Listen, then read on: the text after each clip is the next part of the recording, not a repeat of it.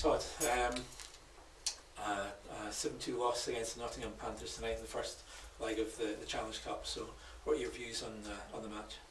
Well, when you lose a two-year import defenseman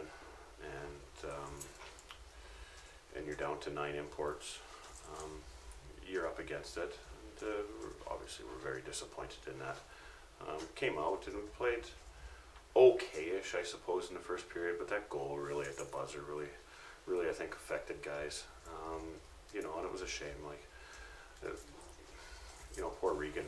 We rely on him so heavily every night. He'd probably want 2 or 3 of those back, but you can't pile that on Kevin. I mean, he comes and he battles every night, and when he lets in one that he doesn't view should go in there, he takes it really hard. But I think our problems run a little deeper than that.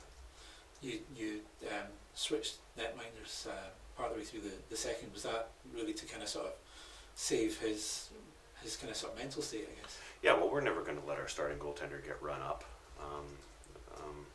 And Kevin needed a break in there. He was getting peppered. And I guess we're very confident in front of Jack. Jack's been a great pickup for us. You know, I thought Jack went in there and did a pretty decent job. Yeah, you're saying your D-men down. The 4-game ban handed out to Matt Nickerson. What's your view on that? That's stupid. You know, obviously I'm not very pleased with it. I think maybe possibly a bit harsh. You know, we've seen other guys punch guys and guys injured on the play and stuff like that. I would never want to see that Eddie hurt, or anybody hurt for that matter, but talked to him quickly in a handshake and he was fine. But that wasn't sticking up for a teammate or something going on. That was just somebody doing that on their own accord. So I just think it's idiotic. Did you get a chance to appeal that 4 matches, or is there not time? It's something we certainly talk about. But you know, there's a cost factor. There's a you know the factor whether you believe it should be appealed or not, and all these things come into it. So, I mean, it's one of these nights where you've kind of made it difficult for yourself down in Nottingham at the start of January. What can you do about that? Well, I think the biggest thing is you got to look at the bigger picture right now. We're on quite a little bit of a slide, which is something that really needs addressing. Certainly, there's been things afoot here the last little while. Talked possibly of bringing in short-term cover for Hainsey, and possibly looking at our forward lineup that just really our wingers right now just really aren't bringing what we expect out of this team to the table. It's too high profile of a team to just go out there and make up the numbers and be in 9th place. So we'll take a look at that as well. Certainly been looking at our options on there. So we'll see. Maybe a change or two imminent. I don't know.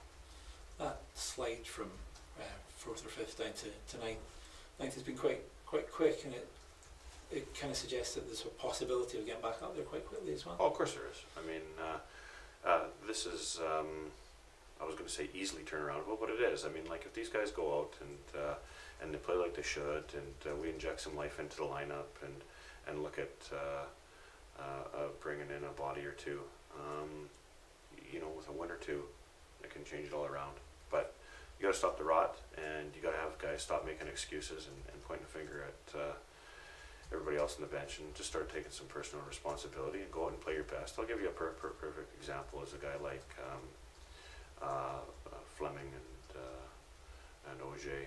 I think those guys go out there and they battle every night, and they don't often set a foot wrong, and a little bit frustrated they are right now, but I can't blame them. Nobody likes to lose, and we need guys that are willing to play on both ends, not just looking to get the pretty play, but to come back and do all the ugly stuff. And this possibly is quite a stupid question, but do you know what it is that's affecting the team? Well, we're obviously quite a confident team. I mean, it's a win would do wonders for this team right now. Like, we found ways to lose games. We've lost something like 7 1-goal games, and we found ourselves in this position numerous times. So it is a confidence thing, and it's a cliche, but it's you know, it's way easier to lose a hockey game than it is to win it. And right now we're just taking the easy road out, not only in the score line, but out in the ice. If everybody's looking at the guy beside him, or you go back check, or you go block that shot, or you go, you know, get in the corner and stick up to the teammate. We don't have that cohesion right now, and that's on my shoulders, and it's up to me to fix it, and I will. Next game at home against Braehead, and I think the last time Braehead were here was quite a fiery match. So is this possibly the one where you kind of turn it around? Is that the one that breathes the life back in the team? We've seen it before. You can take a look at it, and we were quite short-handed last year when we went into Sheffield and Cardiff and won our first games down in England. And our backs are up against the wall. Sometimes a team with their back up against the wall come out and do play fantastic, but other times it's maybe a little more like tonight.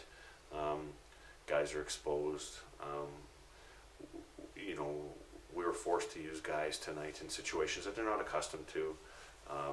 Had to use a 41-year-old that's clearly not in shape and not used to that level of play. And I mean, I don't want to be out there taking up spots and stuff like this. So we really need to bolster this lineup.